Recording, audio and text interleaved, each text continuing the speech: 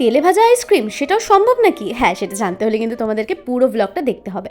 তো প্রথমে স্টার্টার কাউন্টারে ছিলাম আমরা, সেখানে কিছু কিছু স্টার্টার খেয়ে আমি চলে গেছিলাম মকটেল কাউন্টারে। সেখানে গিয়ে 2টো মকটেল নিলাম, নিয়ে তারপরে ভাবছি যে এবার কি খাওয়া যায় ভাবতে ভাবতে ভাবলাম না এবার মেন কোর্সটাই নিয়ে নিই। তারপরে নিয়ে নিয়েছিলাম স্যালাড, কচুরি আর আলুর দম। এই 3টে জিনিস যখন আমি খাচ্ছি তখন আমার মনে পড়লো আরে আমার পাতে কিছু একটা কম। তারপরে দেখলাম ফিশ ফ্রাইটা কম আছে, সাথে সাথে ওটাও নিয়ে নিলাম।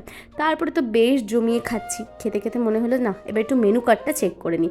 মেনু কার্ড দেখে ভাবছিলাম যে এরপরে কী নেওয়া যায়। তারপরে চলে গেলাম পোলাও নিতে। পোলাও নেওয়ার পর নিয়েছিলাম দই কাতলা এবং তার সাথে নিয়েছিলাম ভেটকি মাছের পাতুরি, যেটা আমার খেতে খুবই ভালো লেগেছিল। এসব খেতে খেতেই আমার মনটা কিন্তু পড়েছিল সেই ফ্রাইড আইসক্রিমের দিকে, কারণ আমি এসেই দেখে নিয়েছিলাম ওইটা একটু ইউনিকও লেগেছিল। তো বাইরেটা কিন্তু এটা ফ্রাইড হলেও ভেতরটা কিন্তু ঠিক আইসক্রিমের মতোই ঠান্ডা। তো আজকের ব্লগটা এইটুকুই, টাটা।